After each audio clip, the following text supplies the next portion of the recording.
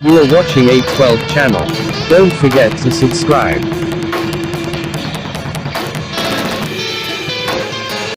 त्यसको लागि लिक्विड प्लान्टै चाहिन्छ किन भन्दा लिक्विड प्लान्टले जुन आवश्यक पर्ने जुन प्रेसर मेन्टेन गर्छ त्यसको अक्सिजनको जुन रेट हुन्छ एकदमै हाई फ्लो 60 लिटर भन्दा पर मिनट हिसाब त्यस्तो प्रकारको लागि ठुला प्लान्ट चाहिने हिसाबले मैले त्यो प्लान्ट र त्यो रिस्क लिएर चाहिँ मैले लगाएको भएर अहिले गर्वका साथ मलाई गर्व लाग्छ पहिलोपटक लिक्विड प्लान्ट राख्न चाहिँ लबिङ गरेर चाहिँ हामीले लगाइदियो किन भन्दाखेरि अहिले जुन जति पनि पिएसए प्लान्टको कमजोरी के हुन् त्यसका असरहरू के छन् त्यसको मेन्टेनेन्स खर्च कति हुन्छ के सबै कुरा थाहा भएर त्यसको लबिङ गरेर गरेको र अहिले जुन कोभिड-19का केसहरूमा कुरा गर्दाखेरि पहिलो चरणको त हामी डिक्लाइनिङ फेजमा गइसकेपछि जब लकडाउन खुला भइसकेपछि सायद यहाँले चाहिँ अनुभूति गर्नुभएको होला टिकु अस्पतालमा पिसिआर बस्नको लागि 3 दिन 4 दिनसम्म मान्छे भोकै बस्नुपर्ने लाइन बस्नुपर्ने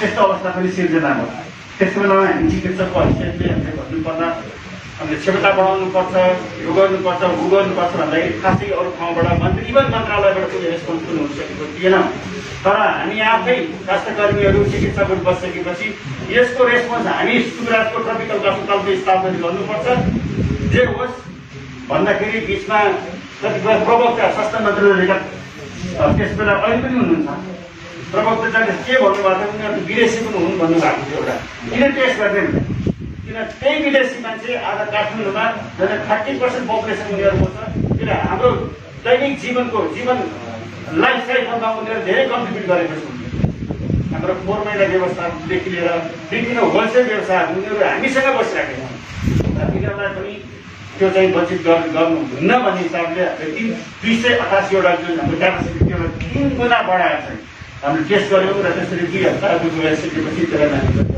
सफल भयो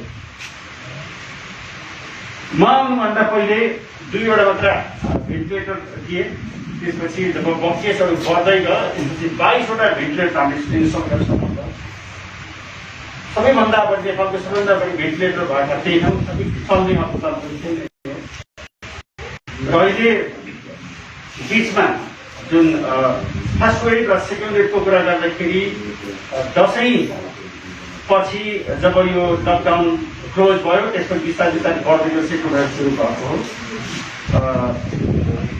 त्यसपछि यो सेकेन्ड वेभको इन्डिङ प्रोसेस अझै पनि भइसकेको छैन हामी एकपटक डिक्लाइनिङ फेजमा गएका थियौँ र त्यो डिक्लाइनिङ फेज अझै पनि भन्न चाहँदैन किन भन्दाखेरि मुख्य कुरा के त भन्दा जति पनि बिरामीहरू हुनुपर्ने सङ्क्रमितहरू अहिले पनि कम्युनिटीमा छापछापी छन् उहाँहरूको टेस्ट गर्न सकिएको छैन अहिले पनि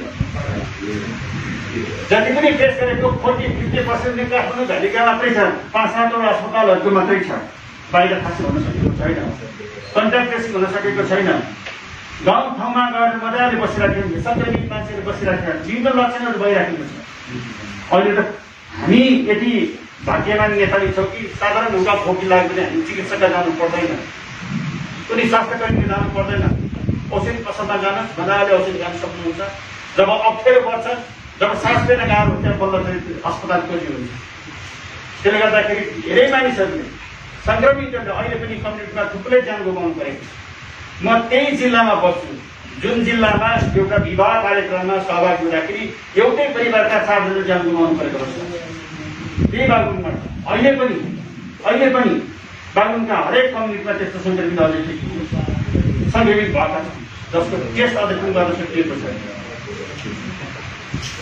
त्यसले गर्दाखेरि डिक्लाइनिङ फेजमा हामीले गएका छन् जति पनि टेस्ट गरेको टेस्टको थोरै देखिएको थियो त्यो टेस्ट थोरै अथवा सेलेक्टेड टेस्टहरू त्यसले गर्दाखेरि पर्सेन्टेजहरू चाहिँ अलिकति कमी देखिएको अर्को एउटा महत्त्वपूर्ण बाटो पोजिटिभिटी पर्सेन्ट कमी हुनेमा के त भन्दाखेरि यहाँ काठमाडौँका कतिपय अस्पतालहरूमा यो पिसिआर सङ्क्रमित बिरामीको पिसिआर भन्दा पनि जो विदेश जान चाहन्छ जो विभिन्न एनजिओमा काम गर्छ जो ब्याङ्कमा काम गर्छ जो स्कुलमा काम गर्छ जो स्कुलमा जाँच दिन जानुपर्छ त्यस्ता व्यक्तिहरू जो आवश्यकताले ती व्यक्तिहरूको पनि पिसिआरको सङ्ख्या बढाइएकोले पोजिटिभिटी पर्सेन्ट चाहिँ कम भएको त्यस कारण चाहिँ 20% आजका दिनसम्म 20% भन्दा कम हुँदैसकेको छ कारण सेकेन्ड फेज इन्डिङ अझै पनि हामी अझै पनि सेकेन्ड फेजमा हामी अझै पनि छौँ।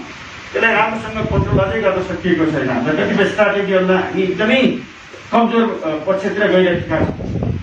र अहिले झन्डै 2-2.5 महिनाको लकडाउनपछि यो चाहिँ चलिरहेको छ। यसले हामी देख्छौँ जनस्वास्थ्यका मापदण्डहरू खासै फलो भएको देखिँदैन।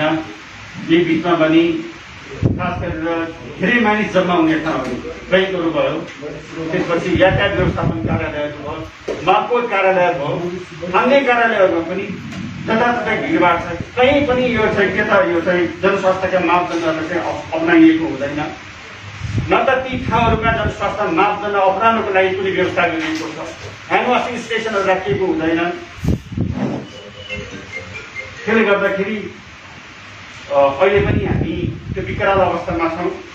र कतिपय विज्ञहरूले भन्ने गरेको छ सेप्टेम्बरपछि हामी थर्ड वेभ आउँछ भनिराखेको छ। सेप्टेम्बर पनि धेरै छैन होइन, जुलाई हो, अगस्त सेप्टेम्बर 2 महिनापछि भदौ असोजतिर चाहिँ सायद हुन्छ। यस्तै प्रकारले हामी जनस्वास्थ्यका मापदण्डहरू चाहिँ राम्रोसँग व्यवस्थापन गर्न सकिएन। यसको चाहिँ महत्त्व हामी बुझ्न सकिएन भने चाहिँ के हुन्छ त, यसलाई चाहिँ हामीले हेलसेक्राइ गऱ्यो भने अब 1 महिनाभित्र पनि थर्ड वेभ पनि आउन सक्ने सम्भावना छ। मुख्य कुरा हाम्रो पावर हाउस भनेको जुन इन्फेक्सनको पावर हाउस भनेको हाम्रो नजिकको देश जहाँ अहिले पनि त्यो समय केही मात्रामा बढेको थियो, आज केही घटेको छ। हुनसक्छ यस्तै प्रकारको अवस्था अब त्यहाँ पनि बढ्ने समस्या अर्कोतिर छ। तर अर्कोतिर दुःखको कुरा के भन्दाखेरि जुन भाइरस, अब भाइरोलोजिस्ट डाक्टर साथी हुनुहुन्छ, अब यसको चाहिँ किनभने यो चाहिँ आफ्नो चाहिँ सोच कसरी परिवर्तन गर्छ राख्छ भनेर भन्नुहुन्छ। अहिले सायद यहाँले पनि सुनिसक्नुभयो, डेल्टा भेरिएन्टको चाहिँ डेल्टा 3+ भन्ने पनि आइसकेको छ, जुन पहिलेभन्दा अझै भाइरल बडो आक्रामक रूपमा एकदमै सर्ने छ। यसले चाहिँ सर्ने सम्भावना पनि एकदमै बढी भएकोले यसले चाहिँ धेरैलाई असर गर्ने चाहिँ देखिएको छ। आजका दिनसम्म इन्डियामा देखिएको छैन। तर जति पनि हामीका जिनोमिक सिक्वेन्सिङ छ, हामीले नाम मात्रको कुराहरू गऱ्यौँ, खालि योजना मात्र बनायौँ। आजका दिनसम्म 16 जिनोमिक सिक्वेन्सिङ अधिकपना गर्न सकिएको छैन। किन गर्न सकिया मलाई थाहा भयो कि टेक्नोलोजिकल नो हाउ भएका हामी के भन्छ एक्सपर्ट्सहरू नभएर हो कि, अथवा सकेन्ड पोलिसीले केही नदिएर हो कि, अथवा यो गर्ने बिचहरूको चाहिँ सहकारी नभएर हो कि मैले बुझ्न सकेको छैन। सायद यो हुनुपर्ने अवस्था हो। सायद यहाँलाई थाहा होला यो जुन यो डेल्टा गामाले काप्पा हुनुभन्दा पहिले कुनै पनि देशको नाममा चाहिँ भेरिएन्ट भनेर भनियो, युके भेरिएन्ट भनियो, त्यसमा साउथ अफ्रिकन भनियो, ब्राजिलियन भेरिएन्ट भयो होइन, इन्डियन भेरिएन्ट भयो। यसले गर्दाखेरि मान्छेको बिचमा डिस्क्रिमिनेसन भयो। सायद यहाँले पनि देखिसक्नुभयो थुप्रै ठाउँमा, इभन हाम्रो देशमा पनि यस्तो चाहिँ डिस्क्रिमिनेसन हुन्छ। योभन्दा पनि शक्तिशाली एकदम विकसित राष्ट्रहरू युरोपियन कन्ट्रिजहरूमा पनि यो भावना निकै धेरै मान्छेहरूले चाहिँ यो चाहिँ फिजिकल एसल्ट भएको, मेन्टली एसल्ट भएको चाहिँ हामी देखिरहेका छौँ। उहाँहरूलाई यो चाइनिज भेरिएन्टतिर चाइनिज भेरिएन्ट लैजा यस्तो प्रकारको आरोप गरेर उहाँहरूलाई चाहिँ त्यस्तो भएको देखिएको थियो। त्यो नहोस् भनेर यो जिनोमिक भेरिएन्टको नाम भएको। सायद हाम्रो नेपालमा छुट्टै प्रकारको टिपिकल जिनोमिक सिक्वेन्सिङ भएको हुनसक्छ, काठमाडौँ टाइप पनि हुनसक्थ्यो, त्यो गर्न सकेको छैन। र अन्य कुराहरूको लागि अब यो त्यतिकै यो चाहिँ कोभिड-19को केसहरू 1-2 महिना 2-4 वर्षमा जानेवाला छैन। हामी सँगै यो जान्छ। त्यसकारण हाम्रो जीवन पद्धतिलाई पनि यसैसँग ढाल्नुपर्छ। योसँग हामी कसरी जिउने भन्ने कुरा सिक्नुपर्छ। यससँग व्यवहार परिवर्तन गरेर लैजानुपर्छ। अन्य थप क्वेसन्सहरू यहाँसँग हो भने म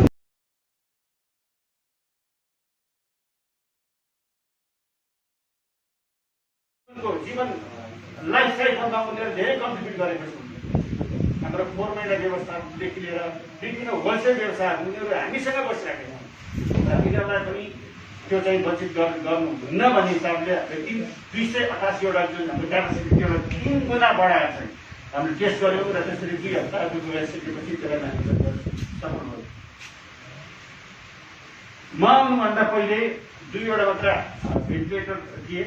त्यसपछि जब केसहरू बढ्दै गयो त्यसपछि 22 वटा भेन्टिलेटर हामीले इन्स्टल सफल भयो।